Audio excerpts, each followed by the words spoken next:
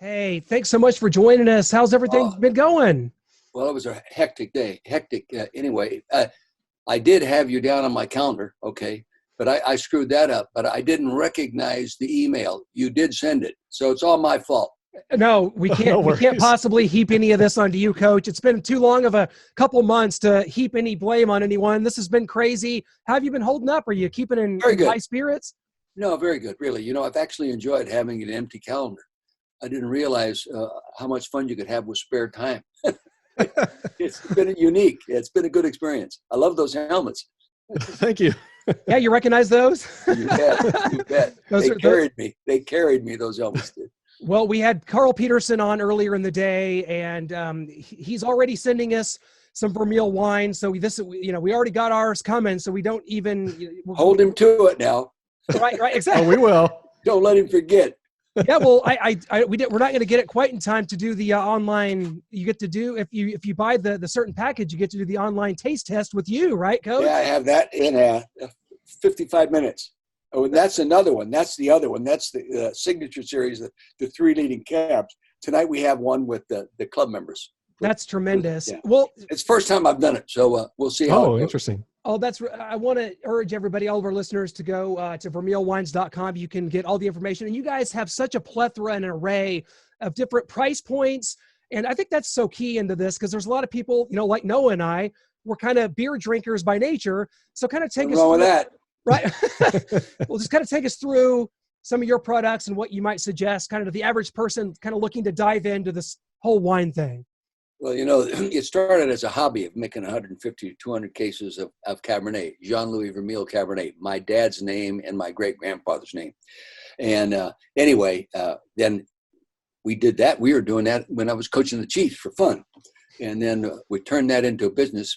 Some friends with real money that didn't mind losing it said, let's turn the whole process into a business. Now we're making 2,500 to 2,800 cases a year. Wow. Three leading Cabernets, a blend 34 for Super Bowl 34, the Roma Numa, a Sauvignon Blanc, a Chardonnay, a Zinfandel from a 111-year-old vineyard. And we make a little Syrah for our club members and a little Charbonneau, which we're in tonight's wine club tasting. We're going to be tasting the Charbonneau, there's only 80 acres of Charbonneau in the United States. And it's different. Ours actually right now that we're going to be tasting tonight isn't quite ready to drink. It's a 2018 bottle. So it's not quite mature enough to really accentuate its quality, but we'll taste it anyway. But that's what we do. And yet right now our tasting room in Napa, 1018 First Street is closed, and it's been closed since March. Our online sales have been okay. Our wine club lost about 45 members because of the pandemic. We were up to about 375 at one time, and it was growing. Our best 2 months in the business were January and February. Then all of a sudden, wham! But we're not crying about it. That's what the whole world's suffering from it, and we can handle it, and we'll move on. Yeah, Yeah, absolutely. No question about it. I love that emblem on your shirt there. The Mizzou one? No, the other side. Oh, I was like, I know you coached at UCLA. I didn't know if you had any ties to Mizzou or not, but we had Carl on earlier. We talked about kind of your time here in Kansas City, but I want to take you back to 2001 because you had won the Super Bowl with the Rams and following the '99 season, and you decided to retire again. Obviously, you and Carl Peterson, have ties dating back to the '70s. Why Kansas City? Why that time? You'd already retired for like 14 years before going back to the Rams. So why did Carl just dress it up that much for you? And how did it work? First off, after a few months after retiring from the Rams, I recognized that I probably shouldn't have done it.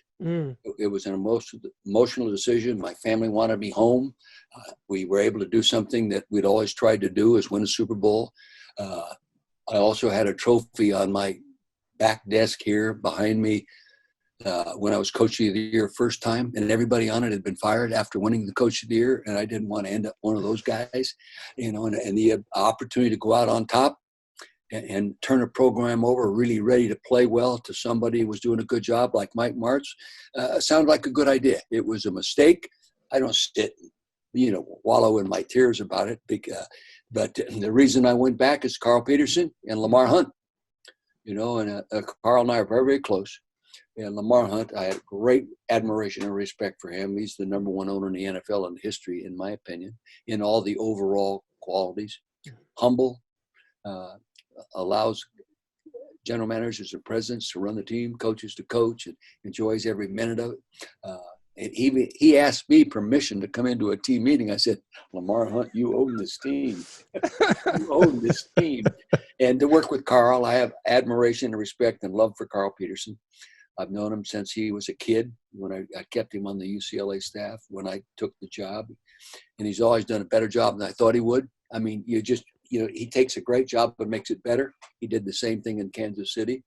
And what he did there, I don't know if it's totally appreciated, but he did a wonderful job for Lamar there.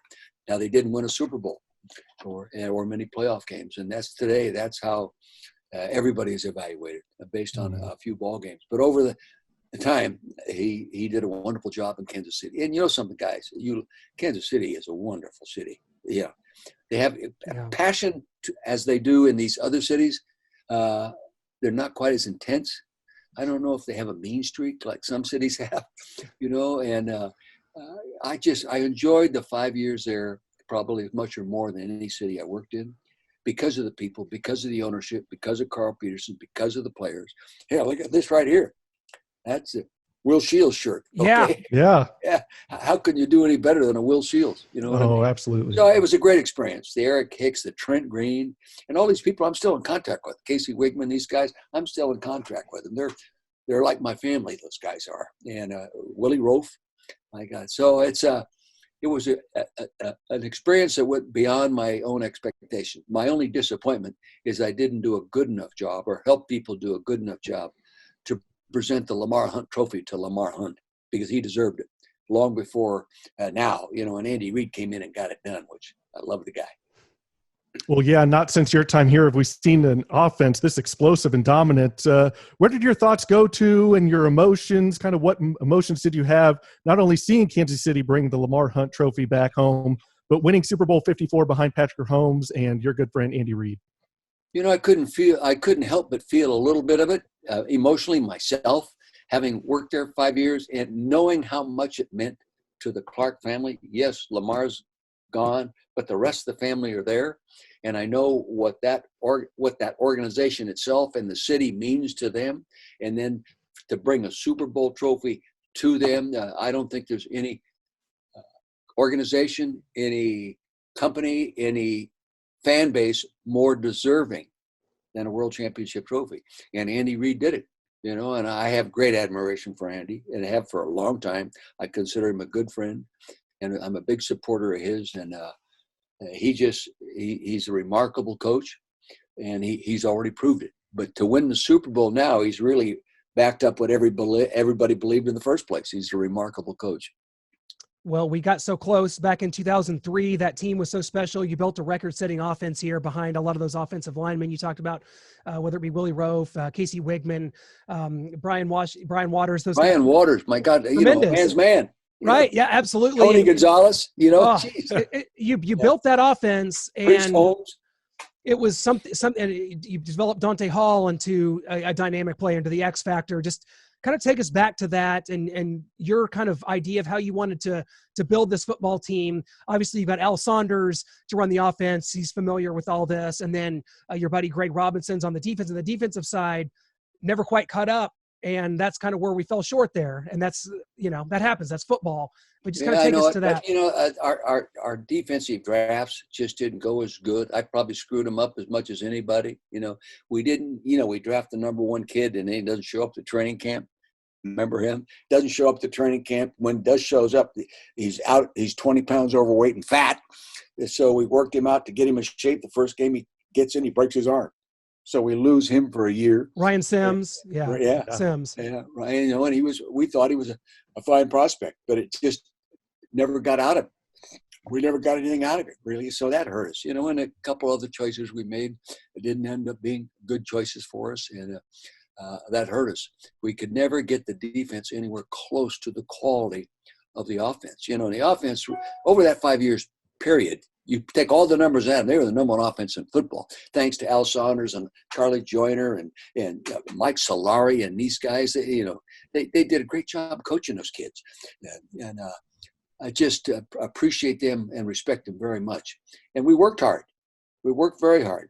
But you can only outscore so many teams. Right. Sooner or later, it catches up with you. We couldn't play. If we would have been matched up against somebody other than Peyton Jordan, my God, Peyton Manning, other than Peyton Manning, we might have been able to excel and go on all the way into the next one. We weren't a good matchup because of him.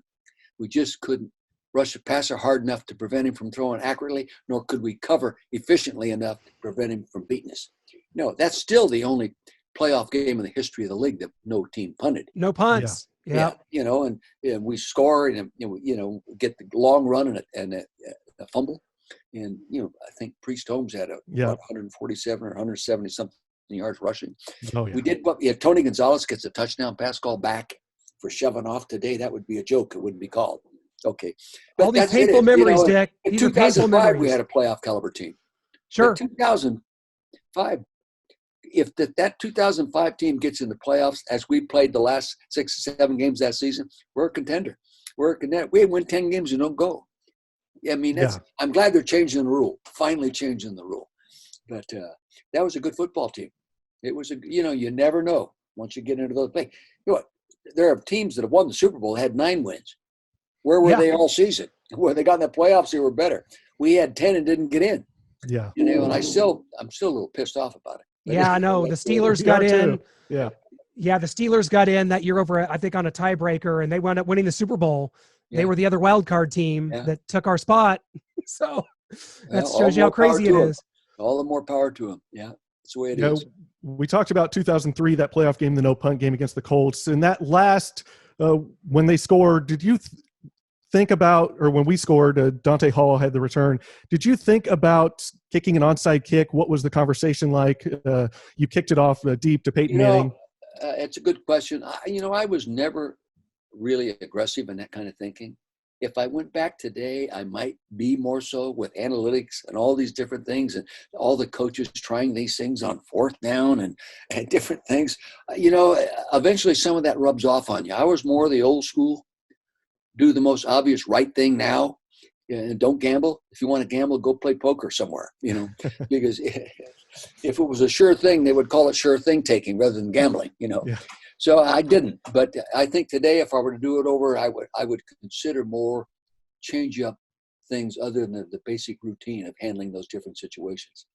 Do you think Trent Green gets enough credit because he threw for 4,000 yards 4 consecutive seasons? He's the Chiefs give up a first-round pick to get him and a second-round pick to get you in 2001. So those were our first 2 draft picks, you and Trent Green.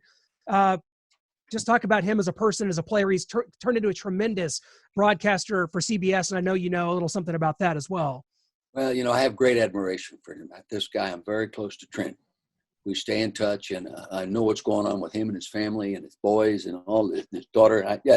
He's very close to him, and and I of course had him at the Rams. We'd have won the Super Bowl with him. I think I really believe that. Very fine player. That's why we gave up the first-round pick to bring him there. Right. I don't know how many people would have done that. Thankful for Carl and Lamar Hunt allowing us to do that, but he played well, and I can't understand why he's not in the Hall of Fame there yet. I just cannot understand what a guy has to do to prove he belongs there.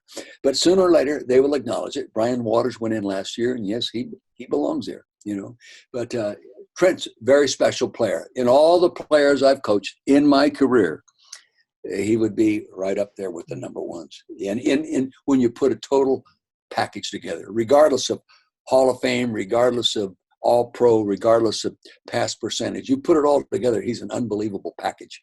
Great package. You know that. Yeah, we certainly do.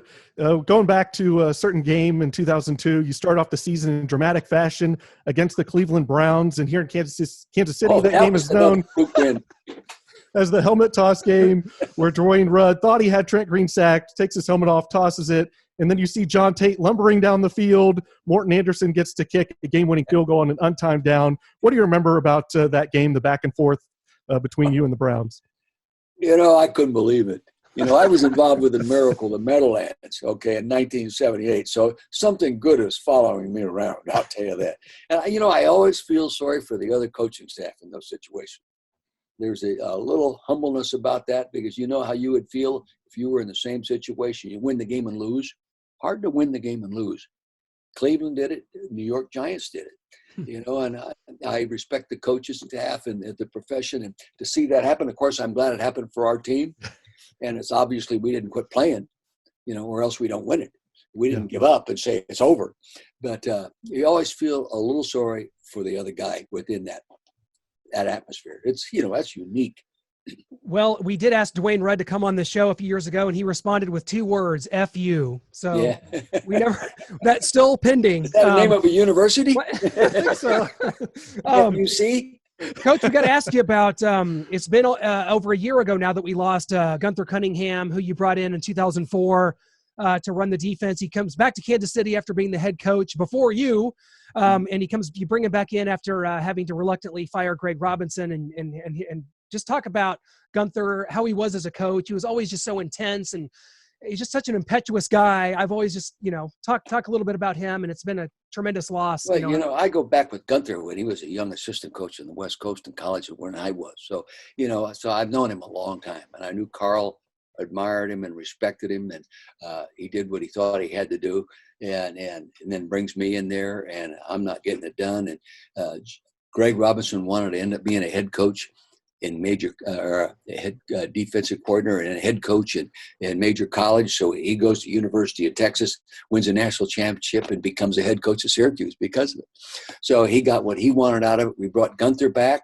I had no problems bringing him back. He had no problems coming back because he trusted me and I trusted him. I liked his passion. We didn't surround him with enough good players. In his style of defense, too, you've got to have a few dominating guys on the line of scrimmage. Of course, everybody does, but with, as aggressive and intense as Gunther is and was at that time, and always was really as a young coach, maybe even more so, you need the guys that can that dominate the pass rush. And we had good players, but we didn't have the dominating pass rusher that you need to be successful, especially within that scheme. Again, the next year we played a much tougher schedule the next year. And early in the year, we didn't score as many points later. But in 2005, if you look at our schedule, the last 6 or 7, we beat like 5 playoff teams in a row. Yeah. That's hard to do, including New England Patriots. So that's hard to do. And it was a pretty good football team by that time. And our defense was playing better by that time. But anyway, we just didn't surround Gunther and that staff, Peter Junta, and those guys with enough quality, high-end Super Bowl quality players. Yeah, absolutely. And just to go back to your time, we know you're close with a lot of your players, but 2003, X Factor, the human joystick, Dante Hall. Oh, yeah. Talk about that year he had in 2003, returning kicks in 4 consecutive games, Steelers, Texans, Broncos, the reversing the field. Yeah. And then he did it against the Ravens twice after the first one was called back and they re-kicked. Yeah, well, to me, he's the finest ever.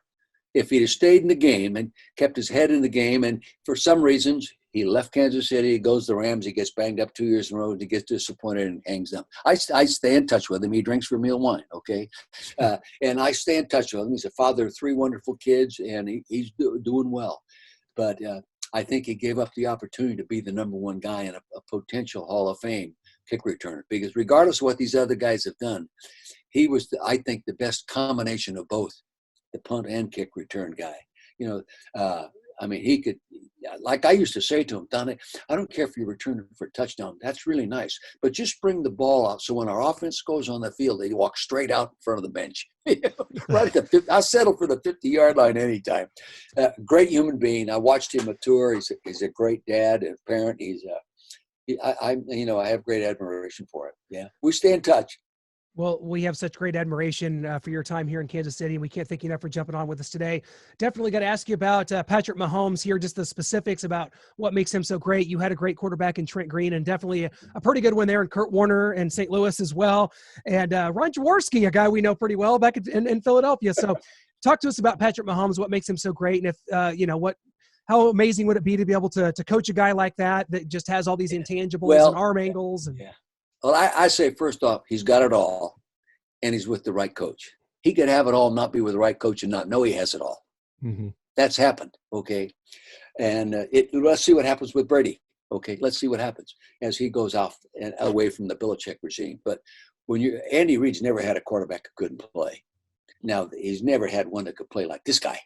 Okay. Because of his innate talents. And he does things you can't coach. You know, just like Kurt Warner did some things and made some throws, you can't coach him to do it. You know, you can't predict that sometimes in the draft. There's probably been as many great high draft pick failures at quarterback position as any position, real disappointments. But Mahomes, when Andy moved up, I'm thinking, who's he? You know, well, he proved who he was. And, you know, Andy's never going to take credit because he's going to give credit to everybody else. But Andy made a great move there. And he's destined, staying healthy, to be the finest ever because he's got things. Along with the innate accuracy, he's got other innate things you just don't coach. Andy can't coach it. I can't coach it. Vince Lombardi can't coach it. He's got it, you know, and to keep him healthy, surround him with the right people, he's going to win some more world championships. Yeah, we certainly hope so. And here in 2020, Dick, they tell us that the running back has been devalued, but those Chiefs teams with that dominant offensive line, Jason Dunn, pretty much a sixth offensive lineman, is backup tight end. Great. Tony Richardson leading the way. Ever been around. Yeah. Yeah. Priest patience, allowing blocks to set up. Do you think the devotion to and the execution of the run game still has a place in today's NFL? Oh, yeah, sure. You know, tell me a running back isn't valuable when you hand it off and he goes 60 yards for a touchdown. It's still 6 points. I don't care if you throw a 60-yard touchdown pass or a 60-yard touchdown run. It still counts the same.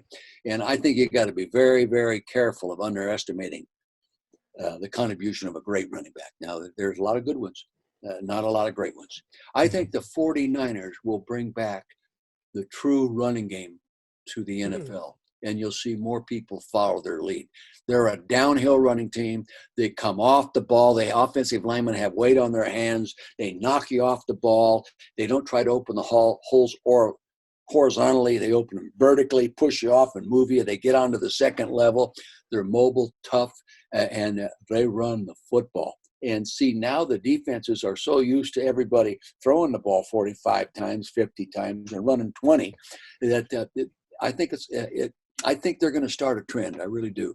To coming back to how many teams used to do it. Yeah, for sure. I mean, their run game was strong last year, and they're just going to continue their ways. And you've been so gracious with your time here, Coach. Just one last thing before we let you go. When the Chiefs were looking for a new head coach after 2012, Clark Hunt called you and Marty Schottenheimer to ask your opinions. You were said to have given him 3 names: Bill Cowher, John Gruden, and, of course, Andy Reid. Take us back to that time when Clark called you and asking about coaches, and then when Andy ended up calling you as well, asking about Kansas City. Well, you know, I don't want to take any credit for it. You know, Clark Hunt did this, and Clark made the decisions. He asked a question, and I gave him those 3 names. And he said, those other 2 guys I don't think want to coach it. I says, I know Andy Reid does because I talked to him, and he's a friend, and I know he wants to coach, and you just couldn't hire anybody any better. And I also said, I don't think you can afford to go any other direction. You know, you've got to get a guy that's done it before. And, you know, Clark stepped up and did it. They met and talked. Andy called me. What do you think? I said, take the job. That's as long a conversation it had to be. Take the job. There's no better place or better people to work for. Yeah, and I think John Gruden might wish he still wasn't coaching, and maybe he made a mistake there. He was gushing over Patrick Mahomes during his quarterback camp. Then he's like, oh, no, I'm back in the division. This is going to be a long decade. So, Dick, can't thank you enough. I'll tell you what, we've got our Vermeil Wines coming, and it's not going to be I know you tried to give Morton Anderson a bottle one time, and the league stepped in. The league is going to allow this to go through. We're going to get the wines, and it's going to be all good.